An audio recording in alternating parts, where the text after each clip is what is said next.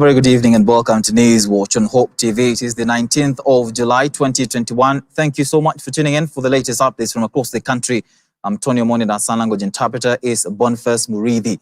Let's begin. Now, the death toll from the Malanga petrol tanker tragedy has risen to 15 after 2 more people died while receiving treatment at the Siaya County Referral Hospital. According to the County Referral Hospital Medical Superintendent, Dr. Aliech Odoyo, the 2 were among the 26 people who were rushed to the hospital with various degrees of burns. Odoyo was addressing the media after Siaya Senator James Orengo and Game Member of Parliament Elisha Odhiambo visited the hospitalized victims. 13 people were on Saturday night burnt to death and scores injured after a tanker involved in an accident burst into flames. Received a total of 26 patients in this hospital with varying degrees of injury. There are a few others scattered in various facilities in Inuka and in Yala with minor injuries. Here we are dealing with the more severe injuries. Unfortunately, so far as has been mentioned by Mheshimiwa, we lost 2 of these patients. We have witnessed horrible scenes in the hospital wards. More than the 20 or so patients who are here have more than 50% burns, some of them very deep burns.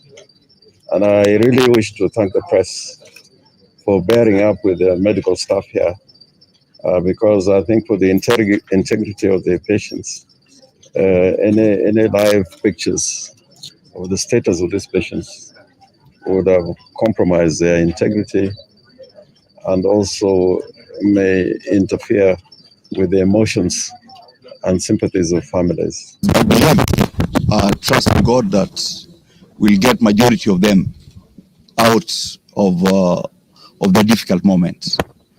We have seen a lady who is pregnant in a very difficult moment. I hope that the hospital will be able to help in saving both the life of the mother and the life of the child. Our team is working very hard to provide the best possible care. As per the government protocols, we have a very robust referral system which shall ensure that patients who need specialized care are quickly referred to the next levels. Our appeal is for well-wishers and others to step in wherever they can, wherever appeals are made, to support the care for these patients. And other than that, we are grateful. We are grateful for your visit today, Mheshimiwa, for keeping the spirits of our people up as they battle with this condition. We are in discussion with the national government, the discussion, the district commissioner game, sub-county, game Yala, and the government is going to give those families that have gone through the tragedy at least 50,000 each in the meantime. So I thank the national government for what they have done. But I'm appealing to the Minister for Health that there's much he can do and help us, both as a hospital and as the people of Game, because we are the one who have bore the brunt of the tragedy.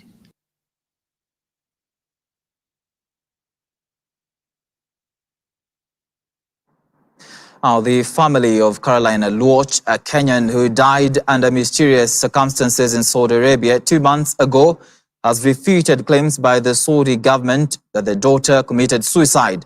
A post-mortem has been conducted Monday to establish whether her death was as a result of suicide, as alleged by the government of Saudi Arabia. Even as the family calls for further investigations into the incident, the family is set to proceed with Caroline's burial ahead of the autopsy results. Dolly Murigi has this story. The death and torture of Kenyans, especially young women working in Saudi Arabia as domestic workers, is an endless tale. Many families have buried loved ones whose only crime was poverty that them to seek greener pastures in the foreign land, only for them to come back in a coffin. Sadly, none of the deaths is ever investigated to the conclusion. Instead, to raise our voices zetu, tusikike. Jua watu wanatumaltreat, wanatuua, kwa sababu wanajua watu wa kwetu hakuna kitu watafanya. The script is always the same. The body arrives in the country, the media covers the emotional occasion, families and human rights groups demand action from the government, a post-mortem is conducted and the victim is later buried. The matter ends there. Kupatia usaidizi wa ofisa wa Human Rights Kilifi County. Tulipata kuona clip ambayo marehemu alikuwa amefungwa kamba na amepigwa akilia kwa uchungu. The latest case is that of Caroline Aluoch, a second-year student at Kisii University, whose body arrived in the country on 10th July 2021. This was after 2 months since Caroline's parents received the report of her demise on 5th May from Saudi Arabia, the world's largest Middle Eastern nation and one which many Kenyans run to for greener pastures. The family of the late 24-year-old Caroline Aluoch did not anticipate that her return from Saudi Arabia would be ugly. I mean, still there is no report, clear evidence to show the cause of her death. But what I can say, the way I know my sister, she could not commit suicide. My sister struggled a lot to save her life. Even for the people who check the videos, you can lie with me. But to my sister, issue of committing suicide, no. Haki Africa, in conjunction with Caroline's family, dispute the autopsy report issued by the Saudi's health ministry, claiming that Caroline took her life on April 14, 2021. Thank them and thank the chief pathologist for what he's done. This also is the first step of healing, and at least the family will come to closure. And at least now they are able to bury Caroline Aluoch as we await further reports from the chief pathologist. The family is still waiting for answers from the pathologist, as the cause of her death has not been determined yet, although the family claims that Caroline had compression on her neck and might have eventually contributed to her death, though investigation is yet to be carried out. And what we have seen, they have just taken a sample of the body and they are going to take it to the laboratory. So I think there is more to be investigated on that, which they are going to do. What I've seen, what here the Dr. Udiwura have told us that according to his, according to the upasuaji ile amefanya, there are some of the things he have identify on the body of Caroline Aluoch, who have been brought here the last time. There was a compression on the neck that led to trauma, eventually leading to the death. We know they are going to do their best with the samples they've taken, and we are waiting for that report. And unfortunately, we found the body was dissected, but the report we got was just for medical purpose. The report was just requesting for a post-mortem. Aluoch was a student at the Kisii University, left the country in November 2020 seeking employment after failing to raise fees to continue with her education. According to her family, she secured a job as a house help before things went south. Dolly Mirigi for Hope TV News Watch. The Kenya Union of Clinical Officers, KUCO, have vowed industrial action starting this Thursday to compel the National Hospital Insurance Fund, NHIF, to meet their demands. The clinical officers have accused the fund of discrimination and extortion of clinical officers through forceful double registration of its members. In a notice to OCS Capitol Hill, the clinical officers body said it will hold peaceful demonstrations to the NHIF offices in Upper Hill, Nairobi, from this Thursday and every subsequent Thursday till their demands are met. Velma Moresa has more. According to the Kenya Union of Clinical Officers chairperson Peterson Washira, the union will commence peaceful demonstrations on Thursday this week since NHIF has allegedly declined a directive by the Ministry of Health issued in 2017 to benefit the union members and members of the public. We are here today to notify the public that starting Thursday this week and every consecutive Thursdays, we are going to start our peaceful demonstrations that will be themed Liberating NHIF for UHC. Because as we said a week ago when we came here, there are cartels or cartel-like processes within NHIF that are hell-bent to derail the achievement of the universal health coverage for their own gains. Wachira also wants hospitals owned by clinical officers be given similar privileges as other hospitals to be able to provide services as by the scope of their training. NHIF declares hospitals owned by clinic officers and registered by Clinic Officers Council for the purposes of NHIF. Number 2, that they allow the pre-authorization or they permit the requests by clinic officers so that they can render services and then they'll be paid later. Since 2017, they have refused to do this, claiming that they only recognize licenses and registration from Kenya Medical Practitioners and Dentist Board. Speaking during a press conference in Nairobi, Wachira stated that a number of Kenyans have been intensely affected by the many restrictions put forth by the National Hospital Insurance Fund, NHIF, that deny them access of funds needed for procedures like surgeries. We must be able to come together, all of us as Kenyans, because NHIF belongs to us, so that we can liberate our social insurance that is supposed to guarantee us the 3 pillars of NHIF. When His Excellency bequeathed upon us universal health coverage, he thought about 3 things.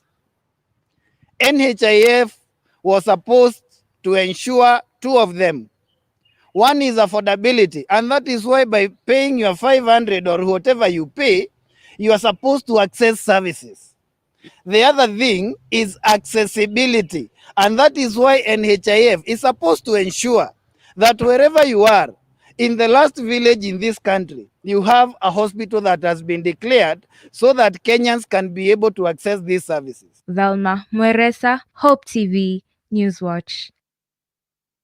Nyandarua Governor Francis Kimemi has called on President Uhuru Kenyatta to initiate the restructuring of the National Hospital Insurance Fund, NHIF, to ensure it runs like a vibrant health insurance company devoid of government bureaucracies.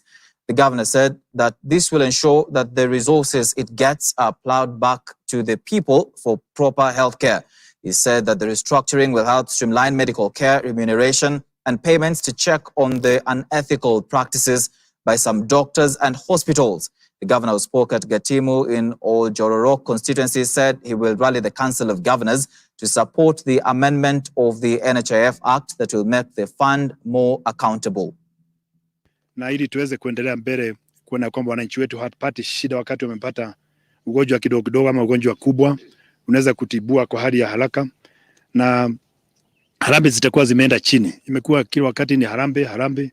So kwa hivi sasa ukijiandikisha na hiyo kandi, na unaweza kuwa unatoa shilingi 17 kila siku ama 500 kila mwezi, na tayari familia yako yote imekuwa covered kwa hiyo pesa ina hiyo. Kwa hivyo ni unaweza kuifanya iwe rahisi, either shilingi 17 kila siku ama 500 kila mwezi, na umekuwa covered. Mambo mengi itakuwa umetetea familia yako kwa mambo ya maradhi ya ugonjwa. The target of biometric registrations that we have surpassed it by almost 100%, from 36,000 to about 54,000. And this just shows that through that leadership that the people of Nyandarua County do understand the importance of being registered under NHIF. Now, police in Kitui County are pursuing a gang of 4 men allegedly behind the abduction and sexual harassment of a 17-year-old Form 1 student amid uproar over increased cases of gender-based violence in the county. The victim, who schools at Ndidi Secondary School in Kitui Central, is currently receiving treatment at the Kitui County Referral Hospital following the ugly ordeal. According to the victim, a man ambushed her before dragging her to a nearby bush before she was assaulted. The aggrieved family, which hails from Miambani village, is demanding the arrest and prosecution of perpetrators of the heinous act. Alipotea saa 4, nikamngojea mpaka saa 6, nikakuta mtoto wangu hayuko. Nikatafuta mtoto wangu, nikachukua hapa jirani, nikatafuta mtoto wangu akapotea. Na kitu saa 9 saa usiku ndio nilienda kukuta mtoto wangu kwa mto. nilikuwa amelepewa, mwili wote unatoa damu. Nikapepa mtoto wangu mpaka miambani. Huyo chifu alishika huyo mtoto akampika ngumi, akampika tena. Mtoto akaanza kulia. Nikamwambia chifu, wache kupika mtoto wangu. Akaniambia wache kuniambia orongo. Hakuna kitu unaweza kufanya. Hao watu utawaweza. Akaniambia wao ulienda huko Kitui ukanitukana. Nikamwambia si kutukana, nasema ulo ukweli. Nilipoenda nje hapo kwa choo nilipata mtu alikuwa amesimama hapo. Alinikamata na akaninyonga na akanibeba. Aliponibeba hapo mbele palikuwa na watu wengine. Wakanibebania wakanipeleka kwenye kamuto kengine kako hapo mbele ya barabara. Hapo kwa kamuto nilipata mama anaitwa Wanza Kadhura na akaniambia leo nilikwambia siku yako itafika, leo utakufa. Hapo kwa hiyo kamuto ndo alianza kunitoa nguo na kaanza kunichapa. Kutoka hapo nilijikundua saa 9 za usiku, ndio nilijikundua nikiwa nishabebwa, nikiwa nyumbani. Chifu alikuja mwenye anaitwa Modhoka Kilonzo, akanicharaza kopi na akaanza kunichapa. Aliniambia najua hao watu wenye walinikamata na mimi nikamwambia siwanjui. After the ordeal, so far we've been able to arrest 2 suspects. The 2 who are still at large, we are looking for the same. We have to give a stern warning for those people who are preying on the young, on the minors, but their days are numbered. Honestly, within a month, we are recording Kitui East and Mwingi North. Almost a month, you're getting a number of around 30. And those are the things, those are the numbers which have been recorded or reported to the police. The ones which have not been recorded are so many. Away from that, Deputy President William Ruto has said the clamor for constitutional changes is not urgent and called for those pushing for the changes to abandon it. Ruto spoke Monday in Kilifi South, where he met more than 1,000 women in small-scale businesses from 35 wards in Kilifi County. Said the interests of the country was not in the Building Bridges Initiative BBI, but rather reviving the economy and empowering Kenyans. Alice Diana has this report. Deputy President William Ruto has continued his onslaught on the push for constitutional amendment through BBI, saying the country does not need a review of the constitution, but instead bolstering of the economy and creation of jobs for the youth. Speaking in Kilifi South during a meeting with over 1,000 women in small-scale businesses from 35 wards in Kilifi County, Ruto asked proponents of the Building Bridges Initiative BBI to forget about it and focus on building the country's economy. Mnataka mjadala ubadilike ama mnataka iendelee vile imekuwa ikiendelea? Muko tayari tuibadilishe mjadala? Na ndio mimi nataka niwaambie kwa vyovyote vile hii mjadala tutailazimisha mpaka ibadilike. Mambo ya viongozi itarudi nyuma, mambo ya wananchi iwekwe mbele. Mambo ya kubadilisha katiba irudi nyuma, mambo ya kubadilisha uchumi iwekwe mbele. Mambo ya kutafuta vyeo irudi nyuma, mambo ya kutafuta kazi na biashara tuweke mbele. Maneno ya kugawana mamlaka ibaki nyuma, mambo ya empowerment, kupatia mkulima uwezo, kupatia mfugaji uwezo, kupatia vijana uwezo, kupatia mfanyabiashara uwezo ndio tuweke mbele. Hivyo ndivyo tutakavyopeleka taifa letu katika upeo mpya wa uongozi. The DP insisted that the conversation in this country must change from creating political positions to empowering the common mwananchi. He stated that it is through empowerment that we will be able to fight the biting effects of poverty. Inatakikana tubadilishe mjadala katika taifa letu la Kenya ili tuweze kufikia upeo mpya wa uongozi. Hatuwezi kufika hiyo kiwango ingine mpya kama tutaendelea na yale tulipanga pale nyuma. Na ndio tukasema the conversation must change in Kenya. The Deputy President was accompanied by MPs Aisha Juma of Malindi, Khatib Mashetani of Lungalunga, Owen Baya of Kilifi North, Sharif Athman of Lamu East, Faisal Bader of Msambweni, Benjamin Tayari of Kinango, Moses Kuria of Gatundu South, and Meru Senator Mithika Linturi, who echoed his sentiments. Wote walikuwa juzi wanapanga vyeo. Kila mtu akisimama anapanga cheo chake. Yule akisimama anapanga cheo chake. Mimi nimetoka kabila hili, nimelengwa na cheo hichi. Mimi nimetoka, mpaka wakaona waje katika kuibadilisha katiba kwa sababu ya kutengeneza vyeo. Wale watu wa Msambweni walitufundisha maneno, wakaua ile ODM pale Msambweni. Mimi naamini kwamba sisi watu wa Kilifi tutaizika hapa.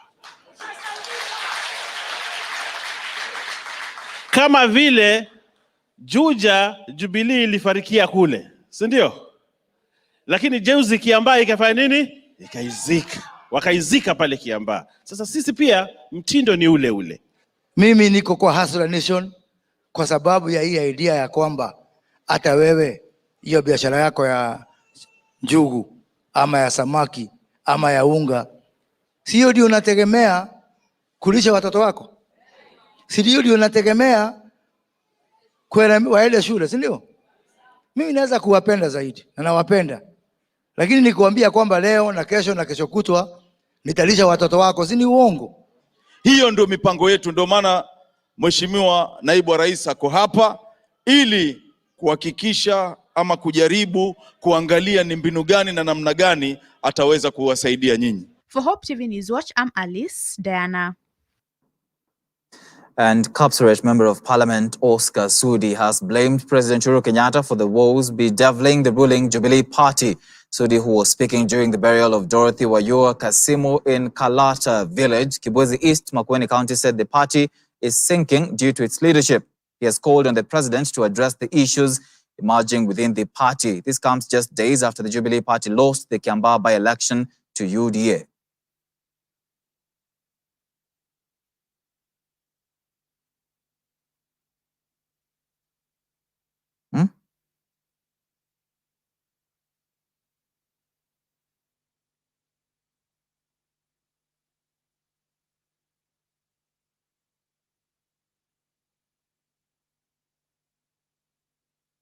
Okay, do apologize for that hitch there. Now, Christ is the Answer Ministries CITAM has held a celebration to appreciate CITAM school pupils who scored 400 marks and above in the 2019-2020 Kenya Certificate of Primary Education KCPE exam.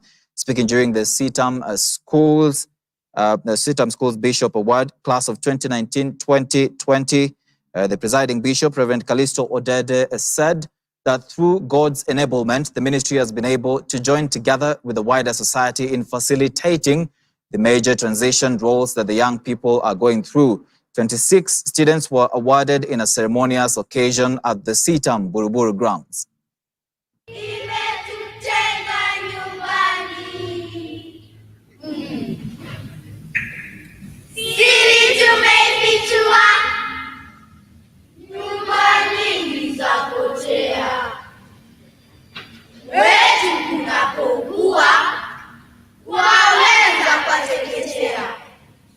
Guests who are here, these are the boys and girls that did us proud, both in the year 2019 and in the year 2020. In total, we managed to present candidates scoring 400 and above in the 2 years, a total of 41 of them from our 3 CITAM schools, Buruburu, Kisumu, and Woodley. Appreciate the team, the boys and girls that are here. Thank you. Thank you, Reverend George. We live in a society, particularly as we look at the Kenyan system, where education plays a very key and crucial role in the transition of our young people. Transition from primary or basic education to secondary education, transition from secondary education to the university, and finally transition from the university to the working class. that education and exams have played very critical and crucial roles in all these arenas. And we want to express our gratitude to God that at CITAM He has enabled us to join together with the wider society in also facilitating in these major transition roles that our young people have to go through from one level to another through the CITAM schools, as has been represented here before us. Then we have Nyakundi Brian Obare.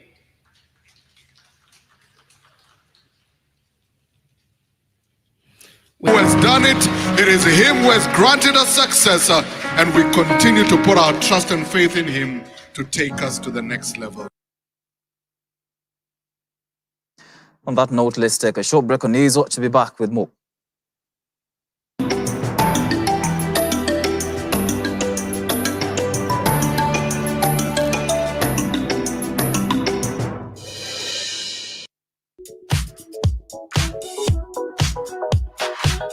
To all family heads and matriarchs around the world, CITAM presents the Family Discipleship Conference coming this July, the 20th to the 24th. The conference will be a virtual meeting. We have dubbed the conference Resilient Through the Storm. And our guiding verse is Job 23 verse 10, when he has tested me, I will come forth as gold. Our speakers, Bishop Callisto Odede, taking us through the conference theme, Ernest Wamboye taking us through a panel discussion on affair-proofing our marriages. Dr. Mamusha Fenta taking us through God's plan for the family. Elder Sam Makome, the laws of financial fitness. Dr. John Mpefuli, family finances and wealth creation. And Dr. Charity Waithema, who will be taking us through a panel discussion on mental wellness. We have guest artists, that is Michael Mahandere from Zimbabwe and our very own Rebecca Dawn. So please make sure you don't miss this opportunity to come forth as gold. All you have to do is register at the following link and you're set. Remember, the dates are 20th to the 24th of July. God bless you.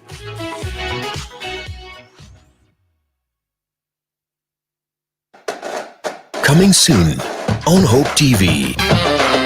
There's a power within you to help you overcome your most daunting challenges.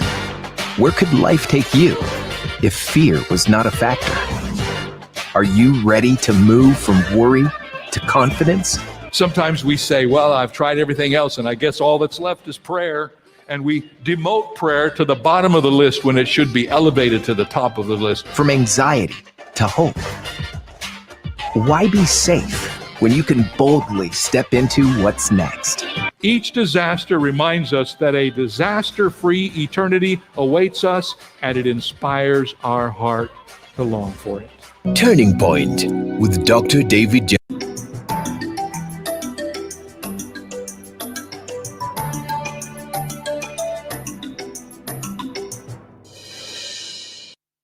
Welcome back to News Watch. Let's look at the COVID-19 statistics. The country has recorded 431 COVID-19 cases from a sample size of 5,218 tested in the last 24 hours, bringing the total number of positive cases in the country to 193,189.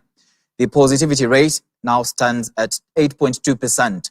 According to the data released by the Ministry of Health, 8 patients have succumbed to the disease, with the deaths occurring on diverse dates between the months of March and June, taking the total number of fatalities to 3,783. On a positive note, 595 patients have recovered from the disease, with 542 coming from the home-based isolation and care, while 53 are from various health facilities countrywide. The total number of recoveries now stand at 182,921. In terms of admissions, 1,224 patients are currently admitted in various health facilities countrywide, while 4,358 are under the home-based isolation and care program.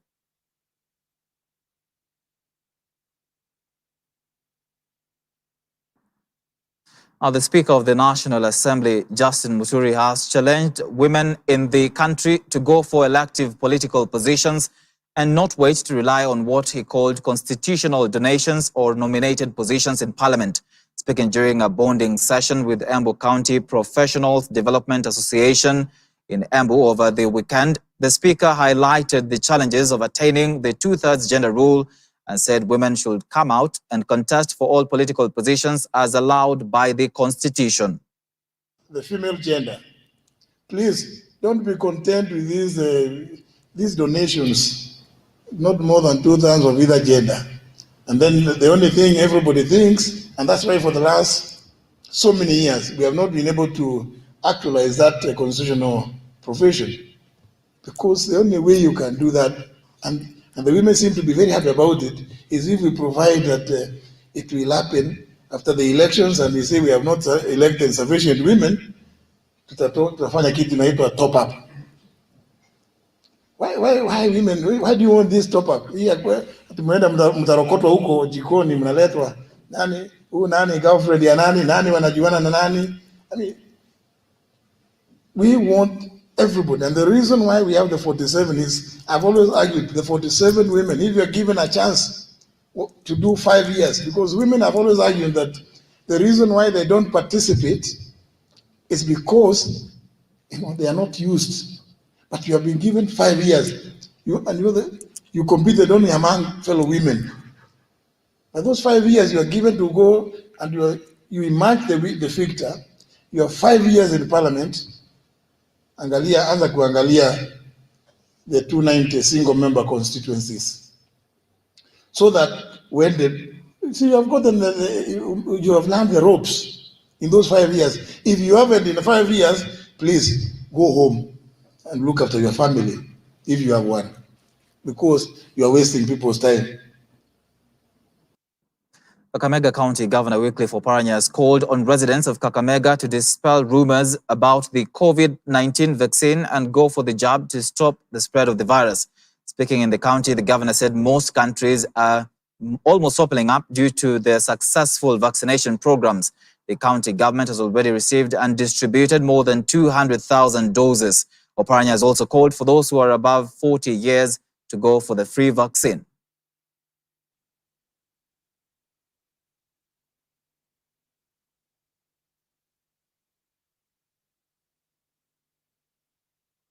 Wao chanjo watu wao karibu 80% wamepata chanjo. Kule Israel wamepata chanjo karibu watu wote. Na hiyo ndio njia ya pekee. Ukisikia tuko na chanjo, tafadhali. Ukiwa zaidi ya miaka 40, afadhali uende uchukue hiyo chanjo. Na ile ambayo tuko nayo sahihi ni ya kuenda mara pili.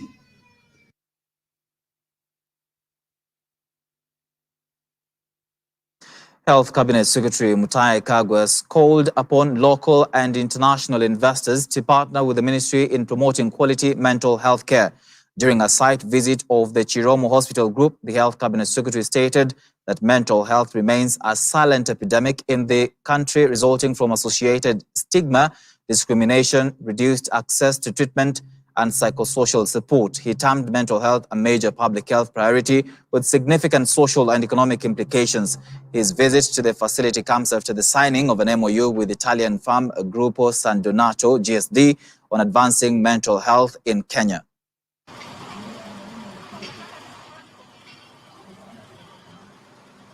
As the Ministry of Health, and indeed as Kenyans, we are extremely proud of what you have done here, of the way you have taken us to the next level as far as those who have got mental illnesses are concerned.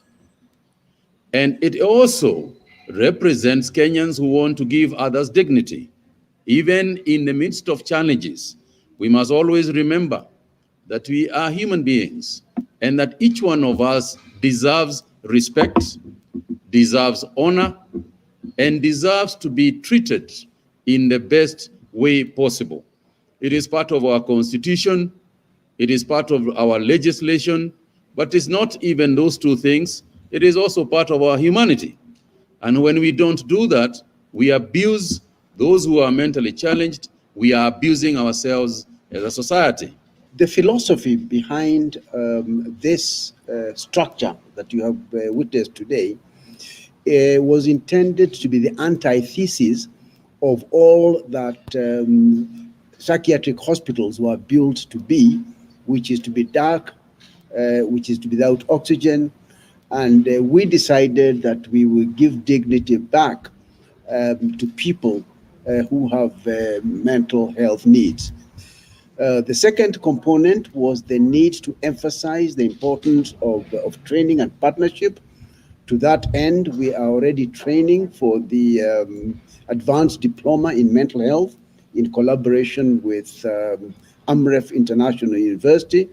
And shortly, we hope that we will be able to offer training for psychiatric nurses in this very facility. Let's now look at what is happening internationally. Former South African President Jacob Zuma attended court virtually in South Africa for the continuation of his long-running corruption case. Zuma, who was jailed for 15 months over contempt of court, appeared virtually at Pietermaritzburg High Court as opposed to physical attendance over fears of another violent eruption from his supporters. He faces 16 charges of corruption, fraud and racketeering in relation to the 1999 purchase of fighter jets, patrol boats and military gear from 5 European entities when he was deputy president. The former president is accused of taking bribes from a French company linked to corruption and money laundering. Zuma's legal team has been pushing for the charges against their client to be dropped, arguing that he has the right to appear in court in person. Zuma was found guilty of disobeying court orders after allegedly snubbing summons to appear before a judicial panel looking into other corruption charges during his presidency. There was a reported heavy police presence outside the court today to block any attempt from his supporters after the jailing of the former leader led to widespread looting and arson in his home province of KwaZulu-Natal and Gauteng, leaving 200 people dead.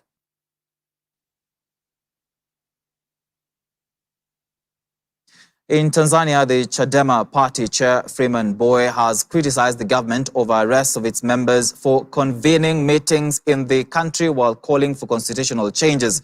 In a press conference on Monday, Mbowe has vowed to continue holding meetings starting with Mwanza region on Wednesday. The Chadema party said that the arrest of its members falls squarely on the Chama cha Mapinduzi and said that the politics of intimidating opposition figures is long gone. They say that the government has to guarantee the rights of assembly of people and questioned why the police were applying impartiality when it comes to CCM meetings. Mbowe said that as opposition, they will not allow the country to slide back to previous regime where people were arrested, detained and charged without due process. Anachelewa kuwaunganisha Watanzania, tujenge taifa moja na watu wenye kupendana na kuheshimiana. Kama mama anaweza kunipelekea salamu za kunipa pole katika kufiwa, lakini vile vile anipe pole kwa watu wangu wanaokufa kwenye chama na wengine wanaofungwa bila sababu za msingi. Ni miezi minne tunasubiri kuongea na mama, hataki kuongea na sisi. Sisi ndio wahanga, waliofungwa ni sisi, walioteswa ni sisi, waliouawa ni sisi, risasi zimetuhusu sisi, waliofilisiwa ni sisi, walionyang'anywa ubunge na udiwani na umea ni sisi. Tumeteswa kwa kila njia, anategemea tukaeje chini. Hajaona sababu ya kutufuta machozi, sisi tukae tuzungumze mustakabali wa taifa. Sisi hatuwezi kuendelea kupiga magoti kumsubiri mama. Tutakutana wapi? Tutakutana barabarani. Kwa hiyo nasema kitendo cha kuweka ndani viongozi wetu hata wazee kilikuwa ni kitendo ambacho sisi kama chama tunakilaani kwa nguvu zote. Tunakilaani na tumesema kwamba hatutaruhusu tena jambo hili litokee. Na napenda kuwatangazia wanachadema, kazi ya kuidai katiba mpya sio kazi ya lele mama. Hatuwezi tukaendelea na ule utaratibu wa zamani. Tuna haki ya kukutana, tunakamatwa, tunapigwa, tunashtakiwa, tunasoteshwa mahakamani miaka 2, miaka 3, kisha tunakuja kuachiwa huru, au tunahukumiwa vifungo ambavyo ni batili, tukikata rufaa zote tunashinda, alafu hakuna compensation. Nimesema kama wanataka kuwaweka wanachadema ndani katika hili hoja ya katiba, wapanue kwanza na magereza, kwa sababu tuko tayari wote tuwekwe ndani, na wala hatutaomba dhamana. Kwa hiyo wanachadema ambaye anafikiri anataka kujiunga katika harakati ya kudai katiba mpya, atambue siku akikamatwa akiwekwa ndani hatutaomba dhamana, hata kama wote tunalala ndani, mpaka nchi ije jitambue, iweze kuamka kama nchi zinazojitambua, bila kutumia mbinu ambazo ni mbinu ambazo ni za maumivu, za kuongeza uchungu wa watu. Inawezekana viongozi wa nchi hii wanatutake for granted, kwa sababu wanafikiri sisi tukishaikuwa ndani, kazi yetu ya kwanza ni kuomba dhamana na kusahau yale malengo yetu. Jana, ndugu waandishi wa habari, tulikataa watu wetu wasitoke ndani kwa dhamana. Tuliwaambia viongozi msitoke ndani kwa dhamana. All right, Newswatch takes another short break. When we come back, we'll be looking at business and sports news. Just stay with us.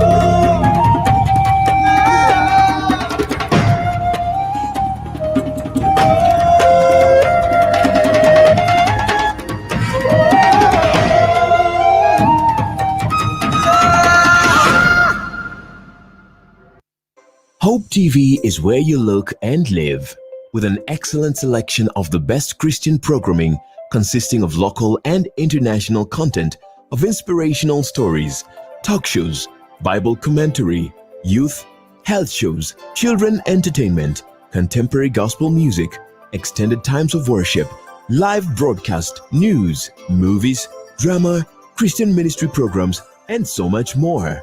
Hope TV is another quality service from Christ is the Answer Ministries, with over 45% of authentic and credible local content every week.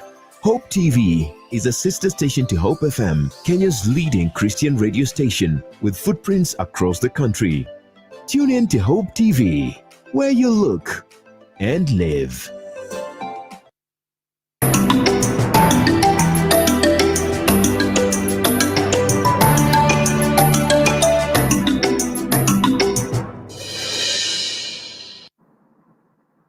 Welcome back. Safaricom has joined forces with former Global Teacher Prize winner Peter Tabichi to equip Kariako Mixed Secondary School in Nakuru County with computers and internet connectivity. The installation of the ICT infrastructure, valued at 1.7 million shillings, is expected to impact over 200 students. Part of the initiative has seen the school's computer laboratory refurbished and the institution's staff room given a platform for integrated learning and research. Peter Tabichi was cited as one of the top 100 most influential Africans by the New African magazine soon after he was named winner of the Global Teacher Prize 2019. We had promised Teacher Tabich 2 years ago when he won the International or Worldwide Teacher of the Year award that will actually provide connectivity to the school. And today we are happy 2 years later, it's late that we fulfill that promise. But also when we, in addition to providing connectivity to the school, we realized that it was not going to be useful without also providing, let me say, the computer infrastructure. So in addition to the school connectivity, what we've done is also provide 20 computers to the school, plus also very two good quality printers. So this work was supported by the Safaricom Foundation. For me, I see it as a core part of the Safaricom transforming lives purpose. Because when you think about how we define transforming lives, it's about connecting people to people, people to knowledge, and people to opportunity. It really was a problem in terms of, let's say you are researching on something, it could take like, let's say, to 7 minutes so that you could be able to get the information you're intending to research on. And you see that was, that a little bit contributed to time wastage, and we need to manage the time when we're in school. So right now, as I've said, there's connectivity. The Safaricom has equipped our school with a 4G internet connectivity, that's Wi-Fi. So our school will advance, let's say, in technology, because it will be easier. Like when we say we are using the 20 computers, it will be easier for us to access the internet. This is because there's connectivity. So when, as I've said, we'll introduce computer classes, which we didn't have initially.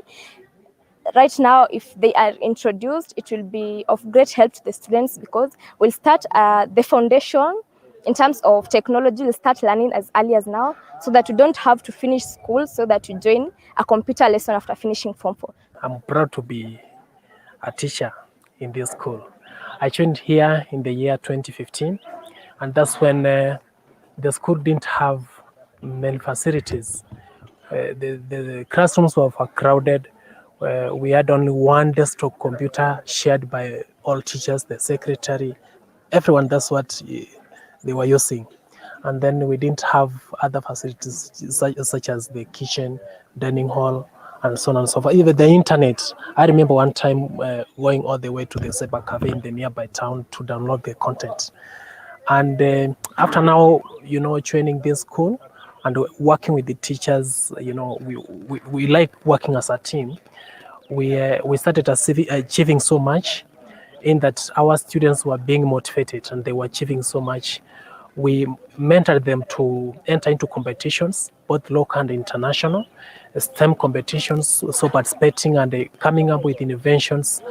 And all of those were being facilitated by just use of technology. We were trying to use technology. We don't have the internet, but we were using the few resources, to improvise and ensure that we are able to help our students come up with innovations.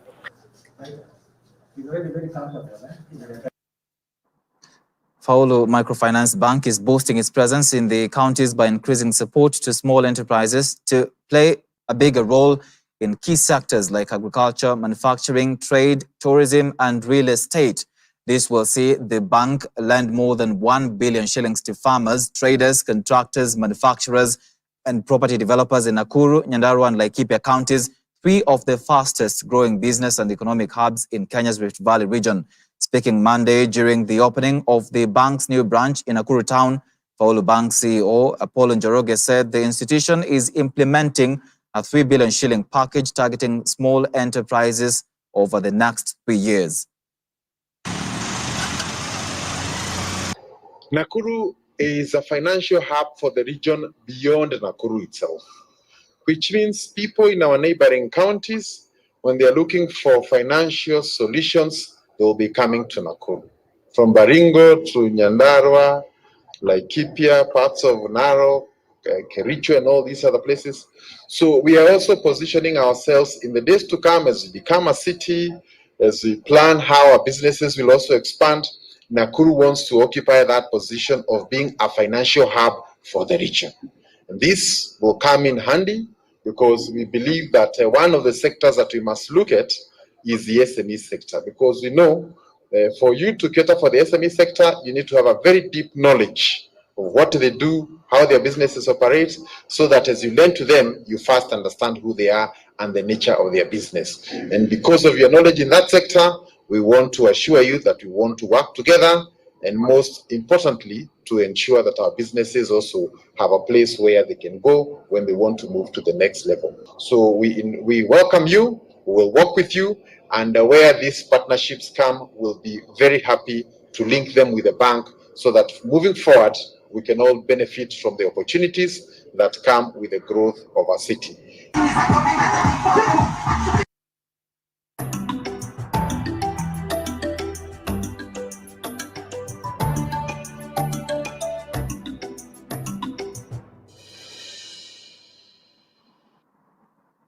Now to some sports news. After winning the national category in the recent WRC Safari Rally, KNRC Group and champion and leader Jasmeet Chana hopes to get back in the saddle behind the wheel of a Mitsubishi Lancer Evolution 10.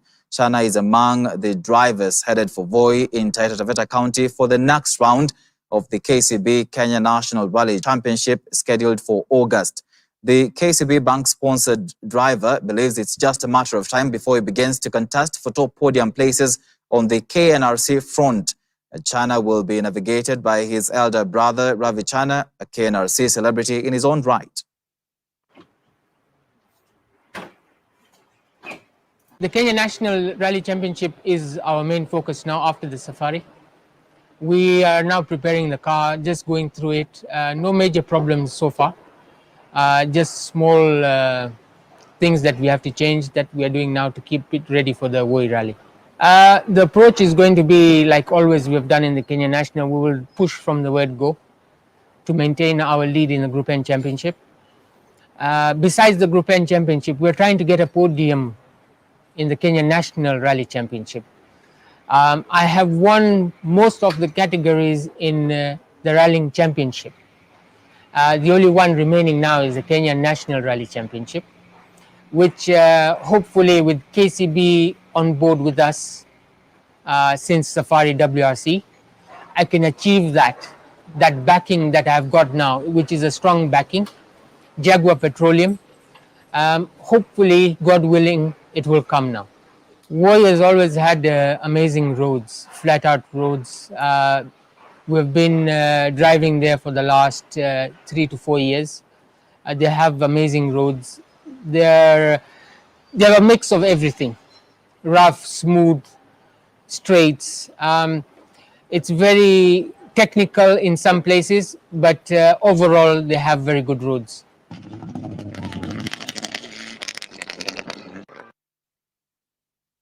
And Kenya under 23 peeped 3 goals past Djibouti in a Sekafa under 23 championship at the Bahir Dar Stadium in northern Ethiopia. And following the win, Stanley Okumbi's side led Group C, which also comprises South Sudan on 3 points and Djibouti on 0 points. Emerging Stars only need a draw in their next match against South Sudan on Wednesday to proceed to the semi-finals of the regional tourney. In an early kickoff at the same venue, guest team DR Congo and Uganda played to a barren draw in Group A. On Saturday, hosts Ethiopia also drew 3-3 in the opening match at Bahir Dar Stadium in a Group B clash. And bottom league holders Mathare United will tomorrow lock horns with league leaders Tusker at the Ruaraka grounds. Tusker have a chance to go 9 points clear at the helm, while Mathare will try escape the relegation spot to climb to position 16. If they win against league leaders, Tusker will be without Henry Major and Boniface Mushiri, who are with Kenya under 23 side at the ongoing Sekafa Championships in Ethiopia. On other matches that will be played tomorrow, Western Stima will play against third position FC Leopards in Nakuru, and Dockers Bandari FC will go face-to-face with Bidco United in Kiambu. All right, with that, we've come to the end of News Watch tonight. Thank you so much for staying with us. I'm Tony Omondi, and our sign language interpreter has been Boniface Murithi. Enjoy your evening.